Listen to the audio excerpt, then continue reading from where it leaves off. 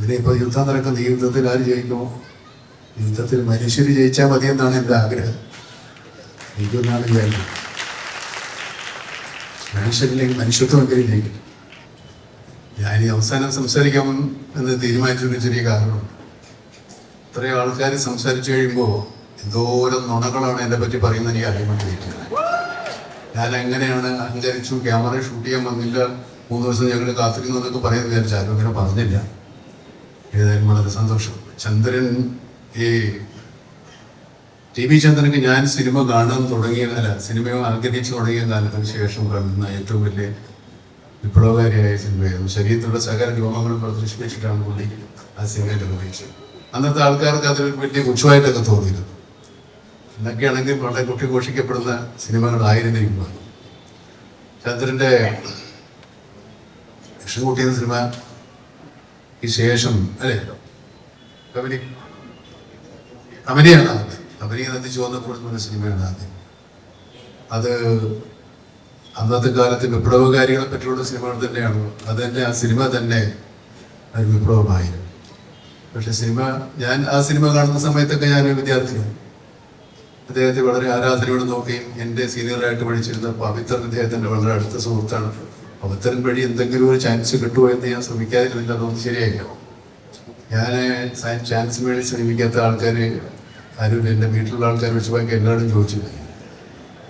അപ്പോൾ എങ്ങനെയെങ്കിലും ഇതിനകത്ത് കയറി പറ്റുക എന്നുള്ളൊരു ആഗ്രഹത്തിലാണ് ഞാൻ അന്നത്തെ കാലത്ത് സിനിമ കാണുന്നത് തന്നെ. എന്താണ് ഇതിൽ കാണാൻ സാധിക്കുക എന്നുള്ള ഒരു ആഗ്രഹമായിരുന്നു. സിനിമയിൽ വന്നതിന് ശേഷം പിന്നെ ഞാൻ അന്നത്തെ കാലത്ത് നമ്മുടെ പാരലൽ സിനിമയെന്നും ന്യൂ വേവ് സിനിമയെന്നും ആധുനിക സിനിമയെന്നും അത്യന്താധുനിക സിനിമയെന്നൊക്കെ പേരിട്ട് വിളിക്കുന്ന കുറേയേറെ സിനിമകളുണ്ടായിരുന്നു. ഞാൻ ആ സിനിമയുടെ ഭാഗമാകാൻ ആഗ്രഹിച്ചു വന്നവരാണ്.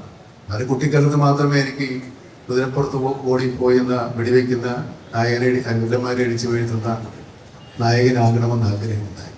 സിനിമയെ കുറിച്ച് അറിയാനും പഠിക്കാനും സിനിമയിൽ വന്നതിന് ശേഷമൊക്കെ എൻ്റെ ശ്രമങ്ങൾ കൂടുതൽ ഇങ്ങനെയുള്ള സിനിമകളിൽ അഭിനയിക്കണമെന്നായിരുന്നു.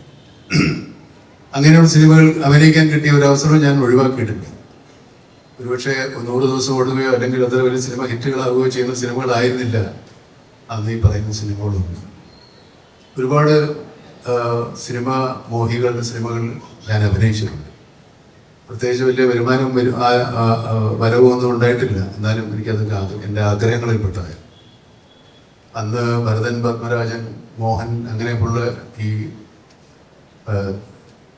വളരെ കമേഴ്ഷ്യൽ ഇല്ലാത്ത സിനിമാ പ്രവർത്തകരുടെ സിനിമയിൽ അഭിനയിക്കാൻ കൊതിച്ചു മോഹിച്ചിട്ടുള്ളതാണ്. പിന്നീട് അവരെ കൂടെ അഭിനയിക്കാൻ പറ്റിയെന്നുള്ളത് വേറെ കാര്യം. പക്ഷെ എൻ്റെ സിനിമാ മോഹങ്ങൾ അങ്ങനെയായിരുന്നു. അപ്പോൾ ഒരു കാലത്തും ചന്ദ്രനെപ്പോഴുള്ള ഒരു സംവിധാനം ഒരു ഓഫർ നിരസിക്കാൻ എനിക്ക് സാധിക്കുമായിരുന്നില്ല, സാധിച്ചിട്ടില്ല. ഞാൻ നിരസിച്ചിട്ടുമില്ല. ഞങ്ങൾ ആദ്യം അഭിനയിക്കുന്ന സിനിമ പൊന്തന്മാടയായിരുന്നു, നമുക്കറിയാം. അത്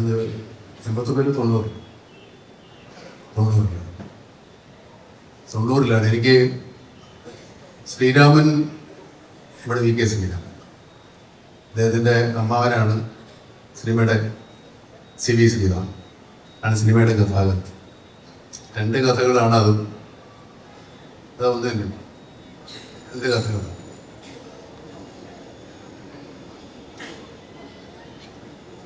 ഭാസ്കര പട്ടേലും ഞാനും എന്ന് പറയുന്ന പോലെ തന്നെ പൊന്തന്മാടയും ശീമത്തമ്പുരാനും അങ്ങനെ 2 പേരുടെ കഥയാണ്. ആ സിനിമയും അങ്ങനെ 2 പേരുടെ കഥയാണ്. ഒരേ കാലത്ത് ജീവിച്ചിരുന്ന ഒരു കീഴാളൻ്റെയും മേലാളൻ്റെയും കഥയാണ്.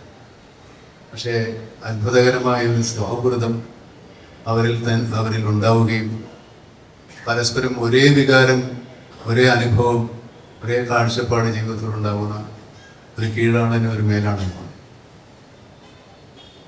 മാടയായിട്ട് എന്നെ കാസ്റ്റ് ചെയ്തപ്പോൾ ഞാൻ ചോദിച്ചു, എന്തോരം കറുപ്പടിക്കണം, ഞാൻ കറുപ്പടിക്കേണ്ട എങ്ങനെയിരുന്നാൽ മതിയെന്നു. വലിയ കറുപ്പൊന്നും അടിച്ചിട്ടാണ്. പക്ഷെ ആ സിനിമ എന്നെ സംബന്ധിച്ചിടത്തോളം വലിയൊരു എന്താ പറയുക, ഒരു ചലഞ്ചായിരുന്നു. ഞാൻ അതിനു മുമ്പ് വൃത്തിൻ്റെ വേഷമൊക്കെ കെട്ടിയിട്ടുണ്ടെങ്കിലും കുറച്ചുകൂടി പെർഫെക്ഷനുള്ള ഒരു വാർദ്ധക്യം എനിക്ക് ആ സിനിമയിൽ അവതരിപ്പിക്കാൻ പറ്റി.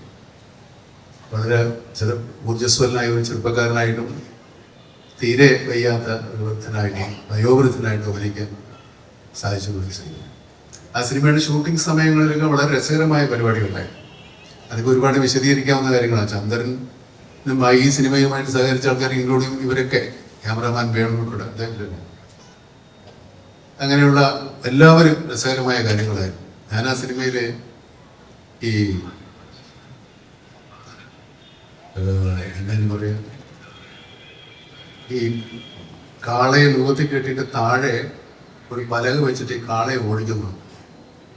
കാളം കാൽക്കൂട്ടല്ലേ, നുഖമല്ല, നുഖം കറക്റ്റാണ്. നുഖം ഞാൻ കണ്ടിട്ടുള്ളത്. എനിക്ക് ചുമ്മാ ഒരു പലക മാത്രമേ ഉണ്ടാവുള്ളൂ. അതിന് തെളിക്ക് ചിലപ്പോൾ ഞാൻ കണ്ടിട്ടില്ല. ചിലപ്പോൾ അവിടെ അതൊരു പലകയാണ്. അതിൻ്റെ പുറത്ത് ഒരു 3 ഇഞ്ച് പോയാൽ നമ്മൾ താഴെ വീഴും. പക്ഷേ ആരുടെ ഭാഗ്യം കൊണ്ടാണോ ഞാൻ കുറേ നേരം ഓടിച്ചു അല്ലേ. അല്ലെങ്കിൽ ആ സിനിമയിലെ ഷോട്ടുണ്ട് ഞാനിങ്ങനെ ഓടിക്കുന്നത്. അങ്ങനെ അതിനൊക്കെ ഒരു ധൈര്യം ഈ സിനിമയിലുള്ള. എല്ലാവരും ചെളിയിലും എല്ലാവരും പാടത്തും ഒക്കെ നിന്ന് ക്യാമറമാനൊക്കെ തോർത്തു കൊടുത്ത് ഡയറക്ടറെ കൊണ്ട് പടയിൽ കുത്തി ചേറിലാണ് എല്ലാവരും നിൽക്കുന്നത്. പിന്നെ ചേറിലിറങ്ങാൻ എനിക്കും തോന്നിയില്ല. കാരണം ഏതായാലും സിനിമ തന്നെ മൊത്തം ചേറിലാണ്. ഒരു ദിവസം ചേറിൽ അതിനായിരിക്കില്ല കാര്യം. ഇങ്ങനെ ഒരുപാട് രസകരമായ അനുഭവങ്ങളായിരിക്കും ഉണ്ടായത്.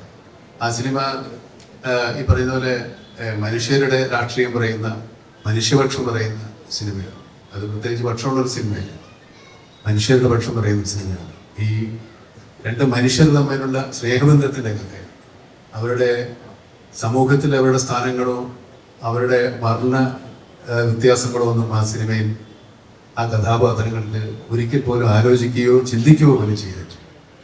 ഒരുപക്ഷെ അതാണ് അന്നത്തെ സാമൂഹ്യ വ്യവസ്ഥിതി. അത് നമുക്കിനിയും കാണാൻ സാധിക്കുമെന്നൊക്കെ വിചാരിക്കാം, ഈ വ്യത്യാസങ്ങളൊന്നും ഇല്ലാത്തൊരു കാലം. പിന്നെ ഞാൻ അഭിനയിച്ചത് ഡാനിയാണ്. ഓർമ്മകളുണ്ടായിരിക്കണം. ഓർമ്മകളുണ്ടായിരിക്കണം എന്ന് പറഞ്ഞ സിനിമയിൽ ഭാസി എന്ന് പറയുന്ന ഒരു കമ്മ്യൂണിസ്റ്റ് പ്രവർത്തകനെയാണ്. ഉൾവിൽ കഴിയുകയും നാട്ടിൽ പാർട്ടി പ്രവർത്തനം നടത്തുകയും ചെയ്യുന്ന ഒരു ടിപ്പിക്കൽ കമ്മ്യൂണിസ്റ്റ്. ഞാൻ ആ കഥാപാത്രത്തിനെ മോഡലാക്കിയത് എൻ്റെ നാട്ടിൽ തന്നെയുള്ള ഒരു കമ്മ്യൂണിസ്റ്റ് തയ്യക്കാരനെയാണ്. അത് തയ്യക്കാരൻ്റെ രൂപമൊന്നും വന്ന് ചന്ദ്രൻ തീരുമാനിച്ചിട്ടില്ല. ഞാനൊരു സൈഡ് ചീക്ക് ചുരുണ്ട മുടിയും ജുബയും കൊണ്ട് വന്നപ്പോൾ ഏകദേശം കറക്റ്റായിരുന്നു. അങ്ങനെയുള്ള ആളെയാണ് എനിക്ക് പരിചയം ഉണ്ടായിരുന്നത്. അങ്ങനെ ആ സിനിമയുടെയും ഷൂട്ട് കഴിഞ്ഞു. കുറേ കാലം കഴിഞ്ഞു. പിന്നെ ഇടയ്ക്ക് കാണും, സംസാരിക്കുമെങ്കിലും പിന്നെ ചന്ദ്രൻ വന്നത് ഡാനിയുടെ കഥയിലാണ്.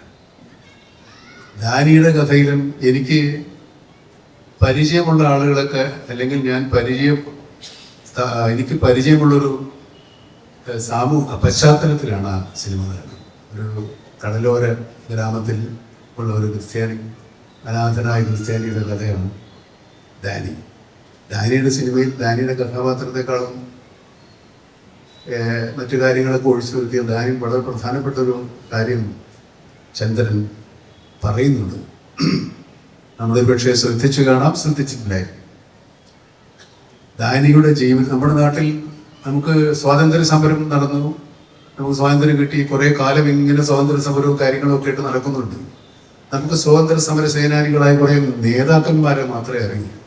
ആ കാലഘട്ടത്തിൽ ജീവിച്ചിരുന്ന മനുഷ്യരോ അല്ലെങ്കിൽ ആ സ്വാതന്ത്ര്യ സമരത്തിൽ പങ്കെടുത്ത നമുക്ക് പരിചയമുള്ളവരെയൊന്നും നാട്ടിൽ ആഘോഷിക്കപ്പെട്ടിട്ടുണ്ട്.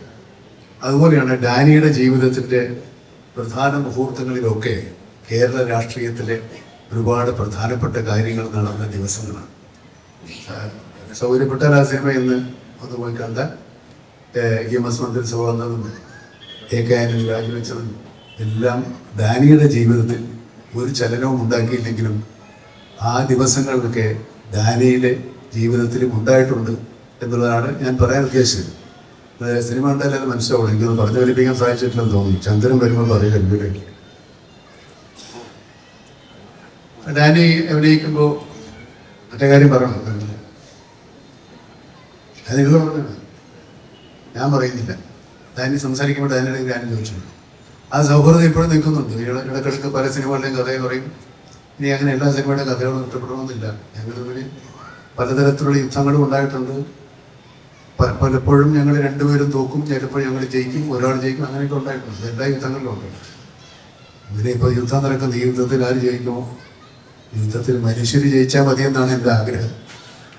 എനിക്കൊന്നാണ് വിചാരിക്കുന്നത്, മനുഷ്യരില്ലെങ്കിൽ മനുഷ്യത്വമെങ്കിലും ജയിക്കും. അങ്ങനെ ഒരു നീണ്ട സിനിമ ജീവിതമാണ് ചന്ദ്രൻ. 50 വർഷം എന്ന് പറഞ്ഞാൽ കണക്ക് വെച്ച് നോക്കുമ്പോൾ എൻ്റെ പകുതി വയസ്സ്, ഇത്രയും കാലം അതാണ് ശരി. എൻ്റെ പകുതി വയസ്സിലാണ് ചന്ദ്രൻ്റെ സിനിമ പരിചയം, സിനിമ എക്സ്പീരിയൻസ് എന്ന് പറയാറുണ്ട്. അപ്പോൾ അത് തമാശ പറഞ്ഞിട്ട് കേട്ടില്ല. ഞാൻ കുറച്ച് പറയാൻ നോക്കിയല്ലോ. ഇത്രയും കാലം ഈ പരിപാടിക്ക് വരാൻ വേണ്ടി മാത്രം ഞങ്ങളുടെ പരിചയമുണ്ട്, ഞങ്ങൾക്ക് അടുപ്പമുണ്ട്. ഞാൻ യഥാർത്ഥത്തിൽ 2-4 ദിവസം മുമ്പേ ഒരു സ്ഥലത്ത് പോകേണ്ടതായിരുന്നു. ഞാൻ വെറുതെ പരിപാടി എപ്പോഴാണെന്നൊക്കെ ചുമ്മാ ചോദിച്ചു, വെറുതെ അങ്ങോട്ട് ചോദിച്ചത്. ഇത്ര ദിവസം നിങ്ങളിവിടെ ഉണ്ടാവുമെന്ന്. ഞാൻ പറഞ്ഞു ഉണ്ടാവുമെന്ന് ഉറപ്പില്ല, ഉണ്ടാവുമെങ്കിൽ ഞാൻ വരാം എന്ന് പറഞ്ഞു. ഞാനിങ്ങനെ വരാം വിചാരിച്ചിട്ടില്ല, വരാൻ പറ്റുമായിരുന്നു. പിന്നെ ഏതൊരു പത്രത്തിൽ മമ്മൂട്ടി ഉദ്ഘാടനം ചെയ്യുമെന്ന് പറഞ്ഞൊരു വാർത്ത കണ്ടപ്പോഴാണ് ഞാൻ വിചാരിച്ചത് താൻ എന്ത് കൊലച്ചെറിയ ചെയ്തു. ഒരു കൈമലത്തി ഞാൻ അറിഞ്ഞിട്ടില്ല. അതിൻ്റെ സംഘാടകരോട് മമ്മൂട്ടി വരാൻ നോക്കാമെന്ന് പറഞ്ഞിട്ടുണ്ടെങ്കിൽ ഞാനും പറഞ്ഞിട്ടുണ്ടെന്ന് പറഞ്ഞ് ഇദ്ദേഹം കൈ കഴുകി. അങ്ങനെ ഞാൻ ബന്ധപ്പെട്ടതാണ്. ഏതായാലും ഒത്തിരി പഴയ ആളുകളെ എനിക്ക് കാണാൻ സാധിക്കും. പഴയ ആൾക്കാരല്ലേ, ഇവരൊക്കെ പുതിയ തന്നെയാണ്. ഒത്തിരി ആളുകളെ വീണ്ടും കാണാൻ സാധിച്ചു. അതുപോലെ ഇത് കൈരളി തിയേറ്റർ എന്ന സ്ഥലമാണ്. പഴയ ഞാൻ പണ്ട് എനിക്കിവിടെ ബന്ധമുണ്ട്, ജയവനൊപ്പം ഈ റോഡിൽ പോകുന്നു. ഞാൻ എൻ്റെ കുട്ടിക്കാലത്തോട് വരുമ്പോൾ അവിടെ ഒരു നാടകം ഞാൻ കണ്ടു. എൻ്റെ പേര് അത് നമ്മുടെ മറന്നു, ലക്ഷ്മണരേഖ എന്ന് പറഞ്ഞ സിനിമയായിരുന്നു, കുര്യാക്കോസിൻ്റെ നാടകം. ആ നാടകം സിനിമയായിട്ടുണ്ട്. അന്ന് ഞാൻ ആ നാടകം കണ്ടിട്ടുണ്ട്. പിന്നീട് ആ നാടകത്തിൻ്റെ സിനിമാ രൂപത്തിൽ ഞാൻ അഭിനയിച്ചു. അപ്പോൾ അതൊക്കെ ഇങ്ങനത്തെ ഒരു ഓർമ്മകൾ ഈ ഭാഗത്തുണ്ട് കിട്ടും. അങ്ങനെ ഈ പരിസരത്തൊക്കെ ഉള്ള കൂടുതൽ ആളുകളാണെന്ന് വിചാരിച്ചിട്ടാണ് ഞാനതിന് ഓർമ്മിപ്പിച്ചു. വളരെ സന്തോഷം. എല്ലാവരും പറയുന്ന പോലെ ചന്ദ്രൻ വീണ്ടും സിനിമകൾ എടുക്കട്ടെ. വലിയ സിനിമകൾ എടുക്കണ്ട, അത്രയും നമ്മൾ ആരോഗ്യം ഇപ്പോൾ ഉണ്ടാവില്ല. നല്ല സിനിമകൾ എടുക്കാം. ചന്ദ്രന് കൂടുതൽ ആരോഗ്യം ഉണ്ടാകട്ടെ എന്ന് ആശംസിക്കുന്നു. എല്ലാവർക്കും ശുഭരാത്രി.